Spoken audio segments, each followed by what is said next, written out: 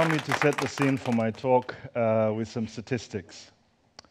Every day, 1.6 billion cups of coffee are consumed in the world. The producer countries, that's Brazil with 37 million bags every year, Vietnam with 24 million bags every year, right down to my own country, Uganda, with 3 million bags, earn $24 billion a year from their coffee. The value addition countries, the coffee shops, and all those roasters who process earn close to $100 billion a year. The coffee market, 50% of that market is controlled by 5 companies.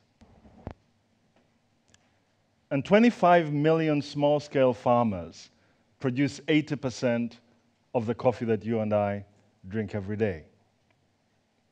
Now hear this.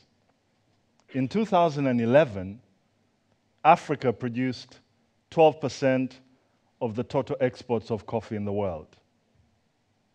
A country in Europe produced more coffee than the whole of Africa.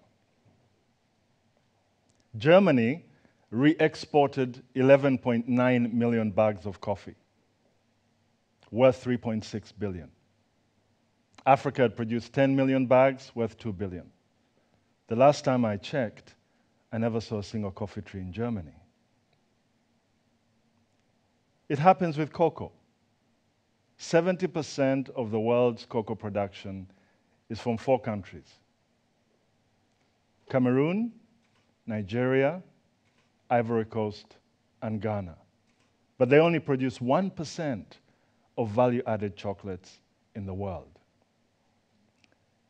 African producers fetch only 7 to 10% of the retail value of the crops that they produce. There's something wrong with that picture. It's unjust, it's unfair, and it must change. 10 years ago, I began my journey. I set up a company called Good African Coffee with a vision to bring quality coffees to the global market by working with small-scale farmers in Western Uganda. The journey began in the slopes of the Rwenzori Mountains, where we went to meet farmers, to try and partner with them in an effort to bring these quality coffees to the market. And when we got there, one of the interesting things was we didn't find the kind of romanticized image that we read in a lot of NGO publications, you know, these needy, poor, small-scale farmers waiting for this outsider to come and save them. We found astute. We found farmers who knew what they wanted. Yes, they were in poverty, but they were poor because they lacked opportunities. Opportunities to improve their income and transform their households. We found that they had a lot of social capital. They had land, they had their labor, and they had some knowledge in how they grow their coffee. And so as a company, we sought to partner with them in those areas where they already had assets. So we began with knowledge transfer. How do you harvest your coffee better, that you can fetch a better price? How do you practice agronomy in a way that will bring the best crop to the market? From pruning to planting new coffee trees, to mulching, to how to harvest the red cherries, and to really bring a quality product at the end of the process, right up to post-harvest methods. We also then transferred some technical skills and also technical inputs. Hand pulpers. How do you wash your coffee to be able to get a better product at the end? And we engaged in institutional capacity building, putting the farmers into producer organizations of 50 farmers per group.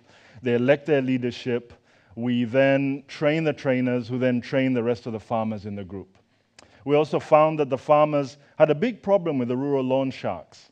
So they really had very little in terms of access to credit. So we put some people to help train them in terms of access to credit and also pulling their resources together and in terms of financial literacy training. Boy, it was tough to convince these farmers to come on board.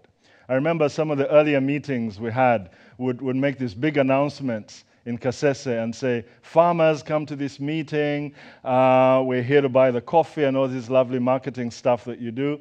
And, would receive like 50 grandmothers and their grandkids, And I was like, this is not a good way to start a business. And this would go on for months until we identified a head teacher in Ihandiro sub-county up in the mountain called Masereka. And we went and sold our vision to him. Big lesson about rural legitimacy.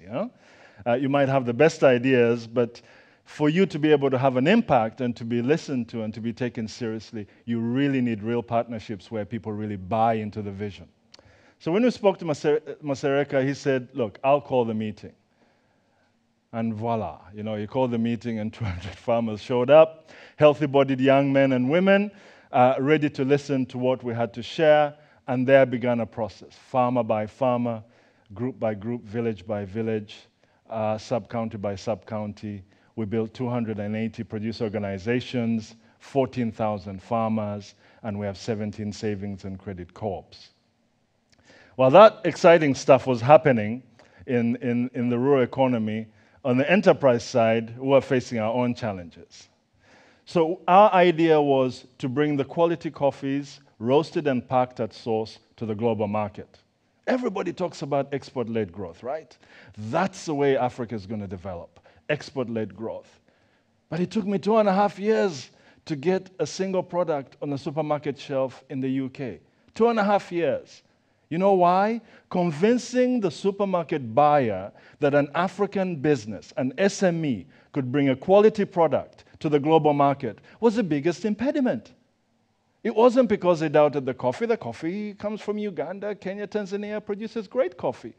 But in the mind of the buyer was this barrier that an African business person, an SME leader, can bring this coffee to the market. Because they haven't been doing that. They'd never dealt with many SME businesses bringing products to the market. We rarely add value to our products, and we rarely bring finished products to the market. I think Africa exports 18% only of manufactured value-added products. So that mindset issue was a big challenge. Another challenge was access to capital. I must have visited 36 banks, probably more, and took my business plan to one bank, to another. No one was interested. Adding value to an agriculture product? Excuse me? Has anyone done it before? Nobody has done it before, but I'm kind of thinking myself as a pioneer. No, it's not going to work.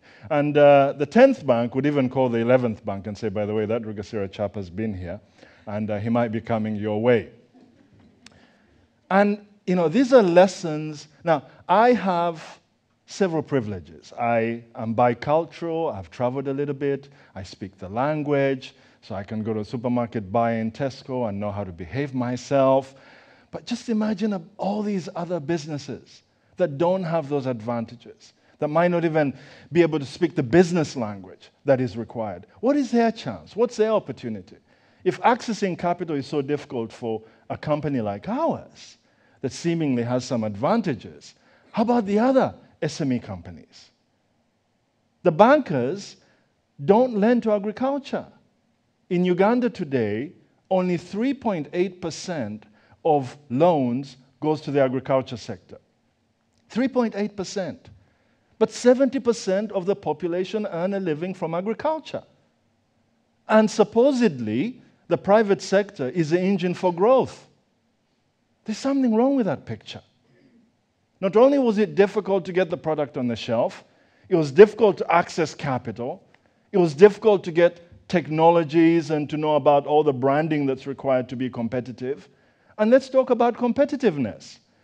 If I'm borrowing at 28% per annum as a coffee brand owner company, how am I going to compete in Waitrose with someone who borrows 3% or 4%? It's a big issue. It's a big problem. And we need to focus the conversation on those issues. We have witnessed some degree of impact. We have bought 1,500 tons of coffee, and the farmers thank goodness, have been able to link quality with price. That was the biggest issue. We never wanted to communicate to them that we're paying you a premium price because we feel sorry for you. These are savvy business people. It was to make the link between a quality product and a quality price. If you do these things that ensure your quality of your coffee is great, you will get a better price. It's not because we feel sorry, but because that's what you deserve. So that was a success. We managed to put the product on the shelves in the UK and made some forays into the online in the US, and are also retailing our coffees in the region, in Uganda and Kenya and Tanzania. But the farmers also came together and began to work in their producer organizations. They began to pull their savings into their savings and credit corps. So there was an impact, the beginnings of an impact in the communities. Their household incomes went up. Farmers who were delivering, I don't know if you have seen images of farmers in the mountainous areas delivering coffee on their head, bare feet. Okay? They tie the sack of coffee on their back, and the rope goes on their head, and they deliver it down the mountain. Indignified for a commodity that you and I spend $2 per cup on average. But today, these farmers bulk their coffee, they hire trucks, they move from, walking on foot to bicycles to motorbikes, what we call border borders in Uganda. And they're delivering these coffees and getting a good price and transforming their lives. We're only a catalyst. We're not this romanticized savior that comes riding in to solve their problems. No one can ever be. The key to their transformation is them. We can help unlock, we can help empower, we can help give knowledge, we can help share knowledge, we can help create an incentive regime that points them into the direction where they can get better prices for their crop, but it is ultimately them who have the key for their transformation. As I close, I'd like to leave you with some thoughts. Western economic theory puts at its central foundation the importance of the private sector. The private sector is the engine for growth. The private sector are the innovators, the creators of jobs, the taxpayers, the ones who create prosperity. But in the conversation on Africa, the private sector is just part of rhetoric. Part of rhetoric. How much money is spent on agriculture in Uganda every year? 4% of the budget. I've told you already, 3.8% of loans go to agriculture. Why isn't this reality translated into the policy documents, into the conversation, and into the capital flows? Up to today, my own company can't access capital to scale up. Can't. We've put a product on the shelf. In 2005, we're the first African-owned brand to put the product on the shelf. At that time, it sounded great, but when you think about it, it's embarrassing. I mean, Robusta coffee is indigenous to Uganda. I mean, Africa is the origin of Arabica coffee. I mean, shame on us. I mean, we should have branded coffees all over the place. Switzerland imports 2.4% of the global production of coffee, yet exports the highest value of coffee, 8 billion. I mean, there's something wrong with that picture. So what I'd like you to go away with is, how can we privilege, in a real and meaningful sense, the conversation around the private sector involvement in transformation? How do we get capital flows? Instead of just dealing with the public sector as a solution to market failures and constraints to growth, why don't we make it available to the private sector? Every single stimulus program that has been witnessed, drawn, implemented over the last 3-4 years has focused on who? On the private sector. Because in a real sense, they're the engine for growth. Why aren't we the real engine for growth in Africa? I hope you can take this conversation in your discussions, in your policy discussions, in your programs, in your capital flows, to change the accent on who is the real engine and key for transformation. We have seen farmers like Kaitsun Charles, Xavier Bwanandeke, who when we met them had mud and water houses. Today they have corrugated iron sheets. They have dignity because they haven't been given something because someone feels sorry for them. They have dignity because through their innovation, through their hard work, through their focus, they've been able to transform their lives, bring dignity to their families and to their communities. And guess what? They want the same things you and I want. They want good health care. They want good education. In Bwanandeke's village called Katabukenene, when we went there in 2004, there was no single university graduate. Today, there are 5. And one of his daughters was translating with some friends who had gone to visit Bwanandeke. And so one of my friends, a guest, asked, so what would you like to be? Would you like to be a farmer like your father? Because the assumption is, like child, like father. And she goes, absolutely not. I don't want to be a farmer. I want to be an engineer. Something happens when people's household income grows, their aspiration grows, when they're involved and engaged in a little more complex business activities, their whole mindset and worldview shifts. Will you also shift your mindset? Will you put the resources, the thinking, the documentation where the real key to transformation in Africa is? And that's with the farmer and the private sector. Thank you.